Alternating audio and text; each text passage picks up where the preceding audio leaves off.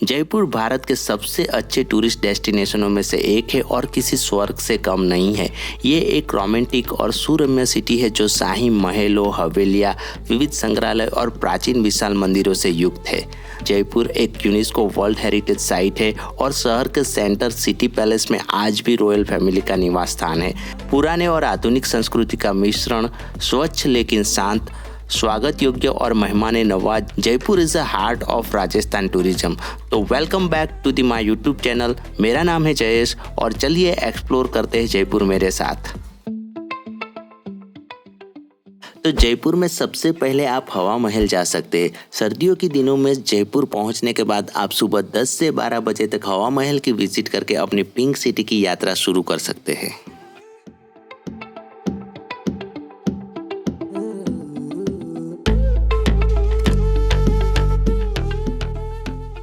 हवा महल में प्रवेश टिकट की फीस है 52 रुपीज़ फॉर इंडियन सिटीजन और फॉरेन सिटीजन के लिए 202 रुपीज़ है। हवा महल ने दशकों से दुनिया भर के कई ट्रैवलर्स का ध्यान आकर्षित किया है। मैग्निफिसेंट आर्किटेक्चर के साथ यह आज भी मोस्ट ब्यूटीफुल कृतियों में से एक बनी हुई है। हवा महल या पैलेस ऑफ द विंड 1799 में महाराजा सवाई प्रताप सिंह द्वारा बनाया गया था और लालचंद उस्ताद इस इमारत के इंटीरियर डिजाइनर थे। इसकी बाहरी दीवारों पर 953 जटिल डिजाइन वाली खिड़कियां स्थित है। इन खिड़कियों को झरोखा भी कहा जाता है। लाल और गुलाबी सैंडस्टोन की खिड़कियां हवा के मुक्त प्रवाह के लिए बिल्कुल सही आकार की है और इसलिए इस स्मारक को हवा महल कहा जाता है।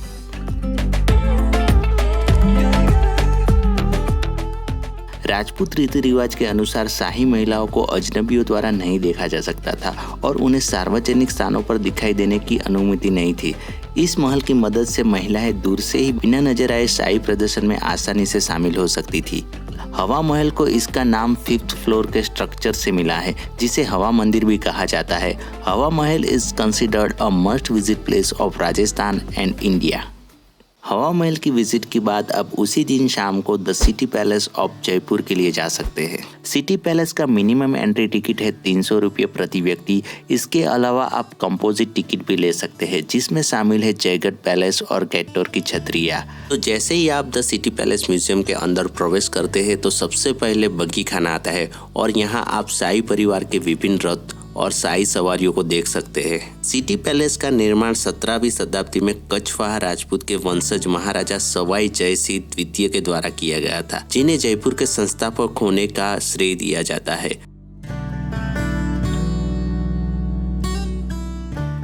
दीवाने खास यानी कि सर्वतोभद्र एक खुला हॉल है जिसे आप सिटी पैलेस में प्रवेश करते ही सबसे पहले देखते हैं।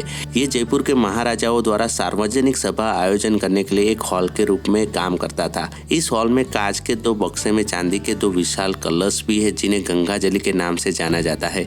इन कलशों की क्षमता 4000 लीटर है और इन्हें Guinness book of world record में भी स्थान मिला है। इन कलशों का उपयोग महाराजा सवाई माधो सिंह तृतीय ने अपने इंग्लैंड यात्रा के दौरान गंगा का पवित्र जल ले जाने के लिए किया था।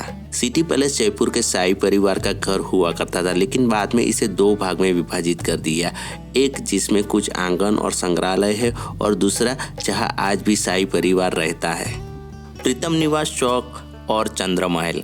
सिटी पैलेस के पश्चिम किनारे पर स्थित चंद्रमहल तक पहुंचने के लिए एक बड़े प्रांगण से गुजरना पड़ता है, जिसे प्रीतम निवास चौक के नाम से जाना जाता है, जिसके प्रवेश द्वार पर एक भव्य मोर द्वार है। यहाँ ऐसे 4 द्वार है जिस पर जयपुर के पुराने शहर को दर्शाती पेंटिंग्स, फूलों की नक्काशी और दर्पण सजावट आपको मंत्रमुग्ध कर देगी। और ये है चंद्रमहल। इस महल में 7 मंजिलें हैं और प्रत्येक मंजिल को रंग मंदिर, सुख निवास, मुकुट महल, प्रीतम निवास, श्रीनिवास और छवि निवास जैसे अद्वितीय नाम दिए गए हैं। आपको चंद्रमहल के लिए एक अलग टिकट की आवश्यकता होगी। सिटी पैलेस म्यूजियम का अंतिम पड़ाव मुबारक महल है या वेलकम पैलेस है, जिसका सबसे भव्य प्रवेश द्वार है। ये महल 19वीं शताब्दी का है और इसे महाराजा माधो सिंह द्वितीय ने अपने मेहमानों के स्वागत के लिए बनवाया था। इस महल की निर्माण शैली में यूरोपियन संस्कृति के भी निशान दिखते हैं, क्योंकि महाराजा कई विदेशी गणमान्य व्यक्तियों की मेजबानी करते थे। महल को अब महाराजा सवाई मानसिंह म्यूजियम में बदल दिया गया है और इसमें शाही परिवार के संबंधित भव्य पोशाकों का एक व्यापक संग्रह प्रदर्शित है। तो बेहद खूबसूरत सिटी पैलेस देखने के बाद अभी हम जा रहे जंतर मंतर की विजिट के लिए, जिसकी प्रवेश टिकट 52 रुपीज प्रति व्यक्ति है। जंतर मंतर एक खुली हवा वाली खगोलीय वेधशाला और एक यूनेस्को वर्ल्ड हेरिटेज साइट है जो जयपुर और दुनिया में आकर्षण के रेयर स्थानों में से एक है। जंतर मंतर का निर्माण महाराजा सवाई जयसिंह द्वितीय द्वारा 18वीं शताब्दी की शुरुआत में किया गया था, जो खगोल विज्ञान में उनकी अत्यधिक रुचि को दर्शाता है। एक इंटरेस्टिंग जगह जंतर मंतर देखने के बाद हमने पिंक सिटी के लिए एक पिंक ऑटो लिया और अपने अगले स्थान के लिए निकल पड़े। हमारी अगली जगह अल्बर्ट हॉल म्यूजियम थी, लेकिन वहां जाने से पहले हमने हवा महल के कुछ खूबसूरत रात के नज़ारे को एंजॉय किया और फिर निकल गए अल्बर्ट हॉल के लिए।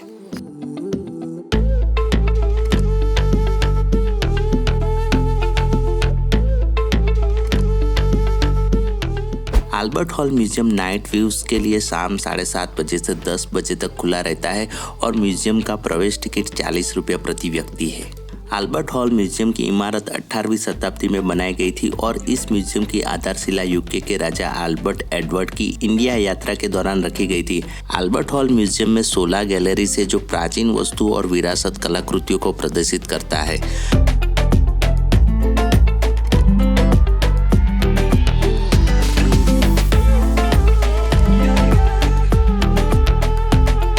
म्यूजियम का सबसे प्रसिद्ध आकर्षण कोई है तो वो है इजिप्शियन मम्मी का ताबूत। तो अपनी जयपुर यात्रा के पहले दिन के अंत में आप गणपति मंदिर और बिरला मंदिर के दर्शन के लिए जा सकते हैं और अंत में आप मसाला चौक जा सकते हैं जो इस जगह से बहुत करीब है और यहाँ विभिन्न प्रकार के रेस्टोरेंट है, तो आप राजस्थानी पारंपरिक भोजन खाकर अपने पहले दिन की समाप्ति कर सकते हैं। Good morning friends. तो आज जयपुर में प्लेसेस टू विजिट के दूसरे दिन करीब 8:30 बजे हमने एक ओला ऑटो किया और आमेर फोर्ट की ओर चल पड़े। एक्चुअली हम बनी पार्क के एक होटल में रुके थे और आमेर फोर्ट वहां से 12-13 किलोमीटर की दूरी पर है। जैसे ही हम आमेर फोर्ट पहुंचे तो हमने एक जीप रेंट कर ली, क्योंकि हम आमेर फोर्ट के साथ साथ पन्ना मीना कुंड, जयगढ़ फोर्ट, नारगढ़ फोर्ट और जल महल देखना चाहते थे और साथ में ही रोड साइड के साइट सीन भी करना चाहते थे। जीप का रेंट करीबन 1300 से 1600 तक था और वो पब्लिक रश के टाइम बढ़ भी सकता है।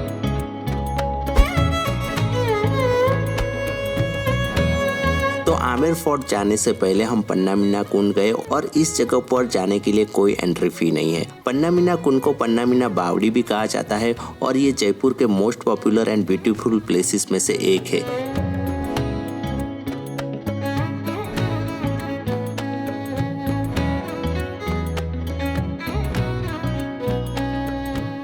ये बावड़ी आमेर किले के बहुत करीब है और बॉलीवुड फिल्म शूटिंग के लिए फेमस स्पॉट है।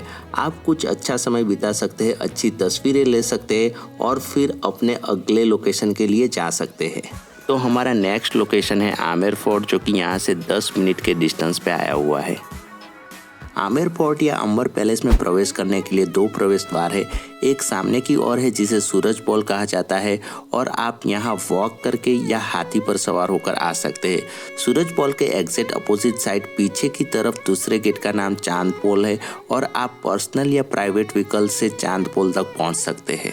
आमेर फोर्ट की एंट्री फी 100 रुपीज़ प्रति व्यक्ति है और हम जलेब चौक से सिंह पोल नाम के इस खूबसूरत द्वार से आमेर फोर्ट के अंदर प्रवेश कर सकते हैं। एक बार जब आप आमेर फोर्ट के अंदर प्रवेश करते हो तो आपको एक और बड़ा चौक दिखाई देता है और सामने दिखाई देने वाली इमारत दीवाने आम है। दीवाने आम का निर्माण 16वीं शताब्दी में राजा मानसिंह ने करवाया था और दीवाने आम में शासक आम लोगों की समस्या सुनते थे और उनका समाधान करते थे। दीवाने आम के राइट साइड वाली इमारत को 27 कचेरी कहा जाता है और यहाँ से फोर्ट का बेहद खूबसूरत प्रवेश द्वार दिखाई देता है। सामने झील के मध्य में राजा मानसिंह ने केसर की खेती के लिए सैफ्रॉन गार्डन का निर्माण करवाया था। साथ ही इस झील का निर्माण किया गया था ताकि केसर की वृद्धि के लिए अनुकूल वातावरण बना रहे। सामने दिखाई देने वाले द्वार को गणेश पोल कहा जाता है और इसका उपयोग महाराजा के प्राइवेट महल और महाराजा के मेहमानों के प्रवेश के लिए किया जाता था और ये महल का एक सुंदर आकर्षण है जिसमें फ्रेस्कोस चित्र बनाए गए हैं। तो चलिए महल के तीसरे प्रांगण में प्रवेश करते हैं। तो तीसरे प्रांगण में एक बहुत ही सुंदर मुगल गार्डन है और गार्डन की एक साइड आमेर फोर्ट का मुख्य आकर्षण शीश महल है और दूसरे साइड सुख महल है। राजा मानसिंह द्वारा शीश महल बनाया गया था, जो कि दीवाने खास है, जहां राजा और उनके निजी गेस्ट ये शीश महल का उपयोग किया करते थे। शीश महल की दीवारें कई सारे कॉन्केव मिरर से ढकी हुई है, इसलिए इसे शीश महल कहा जाता है और पूरा महल केवल कुछ ही दिए की रोशनी से ही रोशन हो जाता था। शीश महल को जय मंदिर भी कहा जाता है और जिसके सभी कांच बेल्जियम से मंगवाए गए थे। So it is a very beautiful place of this entire Amer fort. Sheesh Mahal देखने के बाद हम सुहाग मंदिर देखने के लिए जाते हैं, जो कि गणेश पॉल के ऊपरी हिस्से पर स्थित है। ये स्थान विशेष रूप से रानियों के लिए बनाया गया था और यहाँ से रानियां दूसरे प्रांगण में राजा द्वारा आयोजित विभिन्न समारोह को देख सकती थी और जब भी राजा युद्ध जीतकर आते थे तो पुष्प वर्षा करके यहीं से उनका स्वागत किया जाता था। इसके बाद हम आमेर किले के चौथे और आखिरी प्रांगण में गए और वो है राजा मानसिंह का पैलेस। इस प्रांगण के सेंटर में है बारादरी और चारों तरफ है राजा मानसिंह और उनकी 12 रानियों का महल। तो ये था आमेर फोर्ट, एक यूनेस्को वर्ल्ड हेरिटेज साइट और one of the must visit place in India and Rajasthan. Amer fort से निकलने के बाद हमने कुछ शॉपिंग की और फिर निकल गए हमारे नेक्स्ट डेस्टिनेशन जयगढ़ फोर्ट के लिए। जयगढ़ फोर्ट आमेर फोर्ट से बाय रोड 14 किलोमीटर और बाय वॉक केवल 2 किलोमीटर की दूरी पर खूबसूरत अरावली हिल्स पर स्थित है। इसका निर्माण आमेर किले की सुरक्षा और सेना को युद्ध के लिए प्रशिक्षण प्रदान करने के लिए किया गया था। जयगढ़ किले का प्रवेश टिकट 100 रुपये प्रति व्यक्ति है और वाहन प्रवेश शुल्क भी 100 रुपये है, जिससे आप अपनी कार जयगढ़ फोर्ट के मेन अट्रैक्शन जयवान टैंक तक भी ले जा सकते हैं। तो सबसे पहले हम जयवान टैंक देखने के लिए गए थे, जिसे 18वीं शताब्दी में राजा जयसिंह ने बनवाया था और सबसे बड़ी बात यह है कि इसे ये फोर्ट में बनी टॉप फैक्ट्री में ही बनाया गया था। दरअसल इस टैंक का कभी भी इस्तेमाल किसी भी युद्ध में नहीं किया गया, क्योंकि ऐसा कोई युद्ध ही नहीं हुआ था कि इसे चलाना पड़े। जयवान टैंक का कुल वजन 250 टन है और इसकी मारक क्षमता 35 किलोमीटर की है। जिस स्थान पर जयवान टॉप रखा गया वो पहाड़ का सबसे ऊंचा स्थान है और यहाँ से पूरा जयगढ़ फोर्ट दिखता है और आसपास के पहाड़ों का बेहद खूबसूरत दृश्य दिखने को मिलता है। सामने जो दिखाई दे रहा है वो एक पानी की नहर है और यहाँ ऐसी कई नहरों से बारिश का पानी जयगढ़ किले में बने एक बहुत बड़े टैंक में लाया जाता था। तो ये वही अंडरग्राउंड टैंक है जिसमें 6 मिलियन गैलन तक पानी का संग्रह होता था और पूरे साल भर में ये पानी यूज किया जाता था। जयगढ़ फोर्ट में एक कैफे भी है, तो आप वहाँ चाय पानी नाश्ता या दोपहर का लंच भी कर सकते हैं। जयगढ़ फोर्ट के अन्य आकर्षण में आप पैलेस कॉम्प्लेक्स, सुपट निवास, खिलपति निवास, लक्ष्मी निवास, विलास मंदिर, कठपुतली घर और ललित मंदिर भी जा सकते हैं। हम अभी जाने वाले यहाँ बने हुए एक शस्त्रागार को देखने के लिए। ये शस्त्रागार में पुराने समय की बहुत सारी ढाले, तलवारें, बंदूकें, टाइम बम, बाण और तीरे, युद्ध के समय पहनने वाले कवच और जयवान टैंक का 50 किलोग्राम तोप का गोला भी विस्तृत रूप से प्रदर्शित है। अंत में जयगढ़ फोर्ट में हमने जयपुर के शाही परिवार की फोटो गैलरी देखी और फिर अपने अगले स्थान नारगढ़ फोर्ट के लिए निकल पड़े। नारगढ़ फोर्ट जयगढ़ फोर्ट से लगभग 6 किलोमीटर की दूरी पर है और यहाँ पहुँचने में 10 मिनट समय लगता है। नारगढ़ फोर्ट में व्हीकल एंट्री फी 50 रुपीज़ है। नारगढ़ फोर्ट के मुख्य आकर्षण है Madhavendra Mahal, Jaipur wax museum, sunrise and sunset point and step well of Nahargarh fort. क्योंकि हमने सबसे ज़्यादा समय आमेर फोर्ट में बिताया था, तो हम इन सभी जगहों पर ना जाते हुए केवल नारगढ़ फोर्ट की उस बावड़ी पर गए थे जहां फिल्म रंग दे बसंती की शूटिंग हुई थी।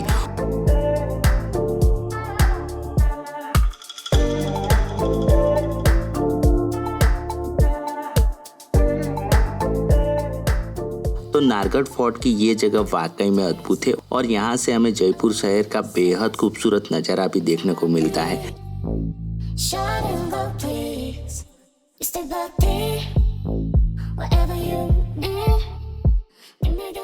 तो नारगढ़ फोर्ट में आप थोड़ा अच्छा समय बिताने के बाद आप अपने नेक्स्ट लोकेशन के लिए प्रयाण कर सकते हैं।